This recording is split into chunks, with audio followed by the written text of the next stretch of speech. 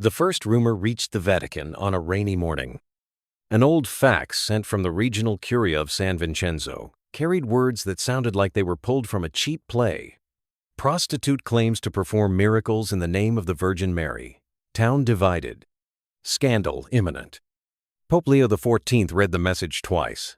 Then, in silence, he walked to the window with the paper in hand and stared at the rain. The drops slid down the glass like tears. He said nothing. He didn't laugh. He didn't judge. He just felt his heart grow heavy. At the table, the cardinals exchanged tense looks. "This is grotesque heresy, Your Holiness," said Cardinal Matteo, his face flushed. "A woman with that past claiming to see Mary, healing children? The world will laugh at the Church." The Pope didn't respond. He simply raised his eyes calmly and asked, "What's her name?" "Clara." "But people know her as, well, the sinner from the lower street." "And where does she live?" "In a small village, San Vincenzo, near the border with Tuscany." That same day, without fanfare, the Pope requested a discreet trip. No official garments, no entourage. Just him, his weathered leather journal, and the wooden cross he had worn since seminary. Meanwhile, in San Vincenzo, chaos was taking shape. On one side, desperate families brought their sick children to Clara's modest house at the end of a dirt road, surrounded by lavender and silence. On the other, a group of fervent believers, led by the local priest Father Luigi, marched each night through the town square with candles in hand and fury in their voices. "She is a disgrace," shouted the priest from the church steps, waving a worn Bible. "Satan disguises himself as light. Miracles do not come from a prostitute." "But, Father, my son spoke for the first time after she prayed with him," cried a mother in the crowd. "That's illusion, deception, witchcraft." Flyers were handed out with phrases like, "Don't be seduced by evil," and "She is no saint, but a serpent." But there were also flowers left quietly at Clara's doorstep, and handwritten prayers. One stormy night, Clara was seen praying on her knees in front of a broken image of the Virgin Mary, weeping. When someone asked why she cried, she replied, "Because I never asked for this, I just wanted forgiveness." The next morning, a plain car stopped at the town's edge. The man who stepped out wore simple clothes, but his eyes carried the weight of many worlds. Pope Leo XIV walked slowly down the cobbled streets, where shouting still echoed and faith blurred into fury. He had come seeking answers, but what he would find was something far greater. Clara hesitated before opening the door. Her eyes were sunken, her hands trembling, hair loose like someone who hadn't rested in days. When she saw the calm-faced man, she didn't step back. She simply asked, "Did you come to mock me too?" Pope Leo XIV, without revealing who he was, softly replied, "I came to listen." Inside her home, the scent was lavender and melted wax. On a small table sat a broken image of the Virgin Mary. Beside it, notebooks filled with scribbles, drawings, and scattered phrases. "She comes mostly at night," Clara said, sitting slowly. "Not with words, but with presence. It feels like my head is going to explode from so much light. And every time, she tells me the same thing: welcome the wounded, embrace the forgotten." The Pope listened in silence. His teary eyes searched her worn face. There was no hysteria in her voice, only pain, and a childlike faith. "And the miracles?" he asked in a low voice. Clara gave a sad smile. "I don't know what a miracle is. I just pray with them. I just tell them that God is still listening." The Pope stood. He walked over to the Virgin's broken statue and stood in silence for several seconds. Then he turned slowly to Clara. "Do you confess?" She shook her head. "Every day, but only to myself. I don't think heaven hears me anymore." He stepped closer, placed his hand gently on her head. "Sometimes, heaven listens most through silence." When he left, the Pope walked to the small hill beside her house. From there, the whole town was visible, split between processions of faith and bonfires of judgment. Leo XIV took a deep breath. He knew he was standing before something sacred, but he also knew the price of choosing to believe.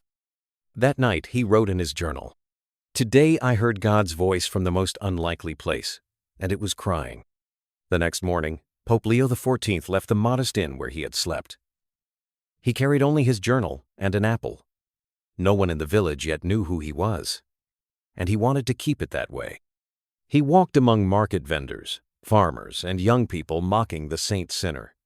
Every face he passed seemed to carry a sentence ready to be spoken. Faith and judgment walked hand in San Vincenzo. Miracle from a harlot? What kind of God is that? He overheard a man say. She healed my father, his kidneys were failing, a woman replied. Healed or tricked? Faith from a brothel is worthless. The Pope stopped in front of a small market. He saw an elderly woman with calloused hands trying to defend Clara. Her words were simple but full of truth. If the Lord only chose the clean, who would be left? He entered Zacchaeus' house, dined with sinners. Why wouldn't he speak to Clara? The Pope smiled inwardly. He kept walking, past the school, the square where flyers were still taped to lampposts, and finally stopped in front of a line. People waited, heads down, some holding children in their arms. It was outside Clara's house. Two men argued whether what happened there was sin or hope. A young woman was handing out makeshift holy water in plastic soda bottles. When the Pope approached, no one recognized him. He didn't get in line. He just observed. Every gesture, every face, every whispered prayer. He took notes in his journal. By late afternoon, he returned to Clara's house, knocked again.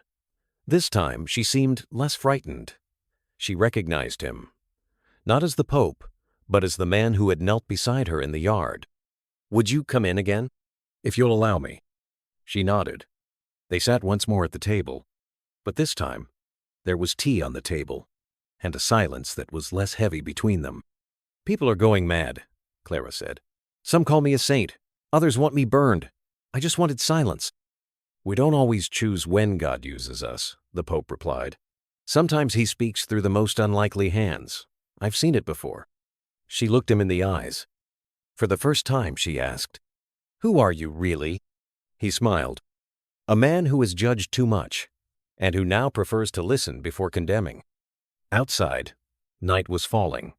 But inside that house, two hearts were beginning to recognize each other. It wasn't blind faith yet. It was only the beginning of trust. And from that, heaven could already do great things. The tea was getting cold on the table, but neither of them seemed to mind. Pope Leo XIV studied Clara's eyes, which carried the weight of many nights without comfort. She fidgeted with the edge of her cup, as if unsure what couleur should be said. Sometimes, I think I'm going crazy, she confessed. Not because I see the Virgin, but because after she leaves, I feel dirty again, like it was all a lie. The Pope listened silently. He tilted his head slightly, as if holding something sacred. Clara, holiness isn't about having no past. It's about having a purpose.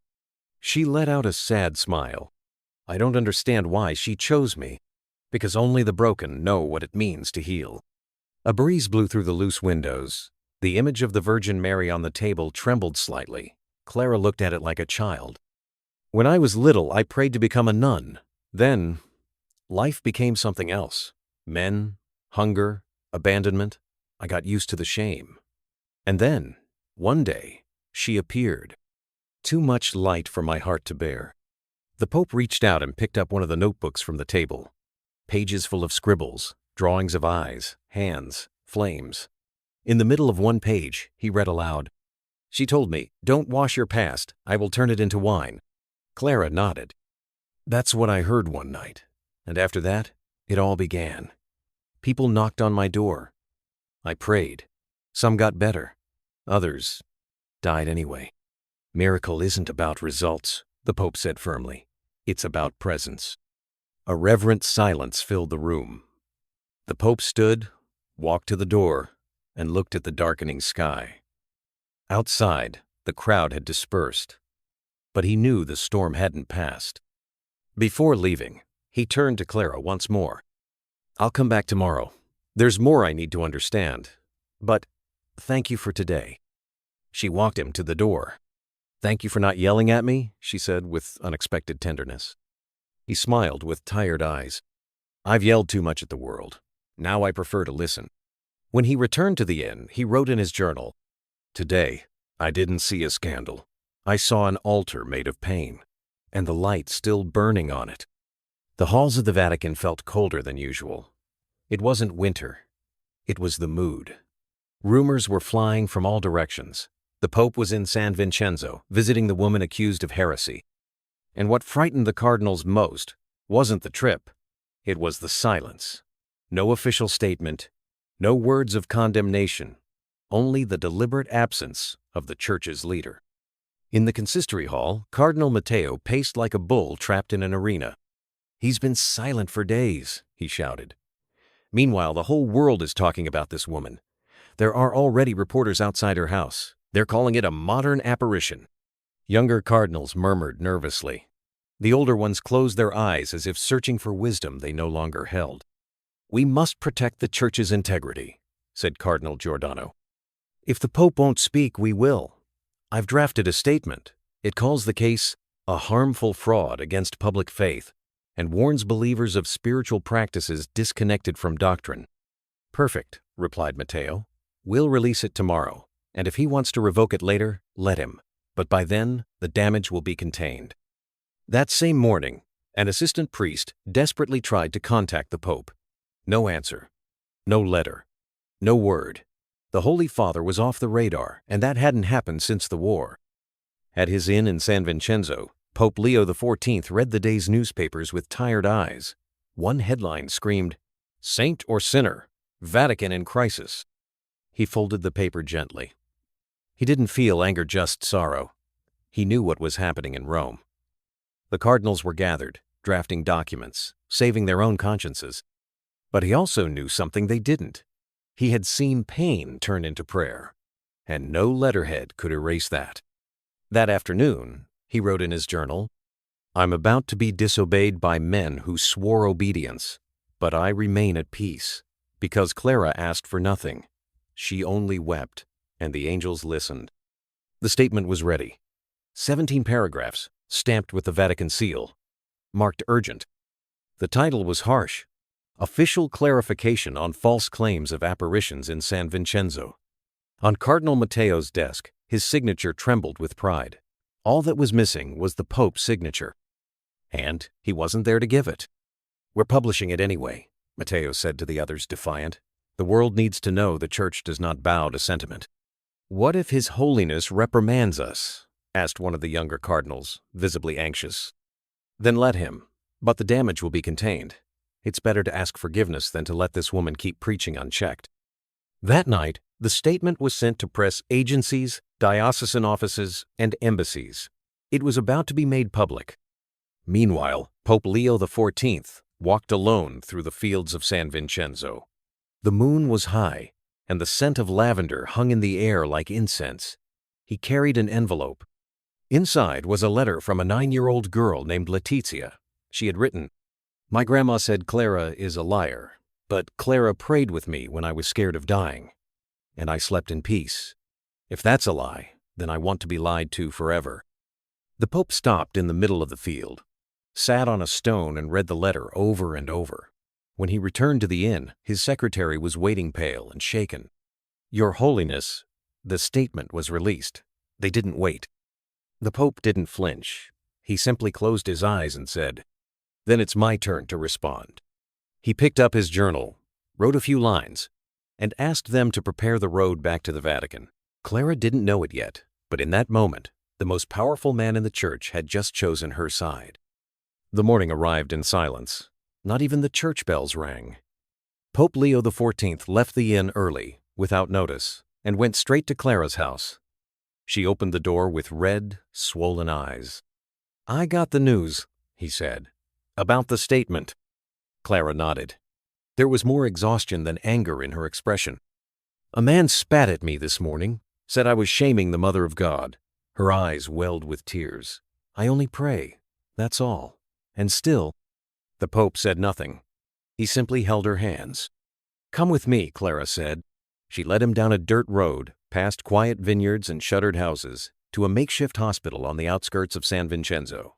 Inside, the air smelled of alcohol and suffering. Nurses glanced at Clara with suspicion, but didn't stop her. They stopped outside room number 5. "A little girl," Clara said. "She's 11. Been in a coma for 7 months. Doctors say it's only a matter of time. But last night, I heard the Virgin's voice. She told me, bring him to her. The Pope stepped inside. The girl looked like she was sleeping peacefully, her body still. Her mother sat beside her, rosary clutched so tightly her hands were nearly raw. Who is he? The mother asked. A man of faith, Clara replied simply. The Pope approached. He held the child's cold hand and prayed in silence for long minutes. Clara knelt beside him. She began whispering a prayer he had never heard before, mix of litany and confession. She cried as she prayed. Mother of the streets, of those with no name, hear this heart that was never worthy, but loves you more than anyone. Sunlight suddenly flooded the room, casting a golden light on the child's face. The Pope opened his eyes. Something made him hold his breath.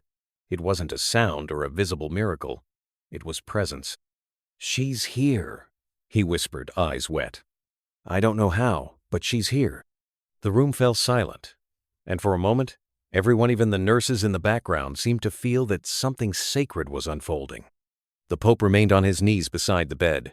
There was no crowd, no cameras, no chorus of hallelujah, just the sound of a dripping IV, the mechanical breathing of the child, and quiet prayers. But in that instant, the air seemed different. Clara gently touched the girl's face, her hands shaking. The Pope clutched the crucifix he had worn since seminary. The girl's mother was crying not with loud sobs, but the silent tears of someone who had already screamed everything she could. She just watched, no longer hoping, just witnessing what felt like a slow funeral. Then, the girl's hand moved. It was a small motion, barely visible. One finger, then another. Clara pulled back, as if touched by fire. The Pope didn't breathe. The mother's eyes went wide. Julia, she whispered. The girl's eyes slowly opened, first confused, then blinking at the light. She searched around and found her mother. Her lips moved. Mama? The scream her mother let out came from the soul. She cried as if being reborn. She kissed her daughter's face, shouted, "Thank God!" Like nothing else in the world mattered. Nurses rushed in. Doctors tried to understand, but no one could say anything that made sense. The Pope stood up. His eyes were red. He looked at Clara, who was trembling. I don't know what's happening, she said. I just prayed. He embraced her. I know, and so does God. As they left the hospital, the sunlight seemed more golden. The Pope walked with a steady pace. He had no more doubts, no more fear. He knew what he had seen. He knew what he had felt. And now the whole world would have to hear what he had to say. That night, the Pope wrote only one line in his journal. Today, I saw faith touch the impossible, and the impossible answered with a whisper. The return to the Vatican was quiet. There were no speeches or waves, only the sound of Pope Leo XIV's footsteps echoing through the stone corridors of the cloister. But inside him, something was roaring. Not anger. Certainty. In the Clementine Hall, the cardinals were already gathered. The statement condemning Clara had spread across the globe. The reaction was immediate. Confused believers, embarrassed priests, cruel headlines. The church stood in the middle of a storm, and everyone expected the Pope to end it with one firm word.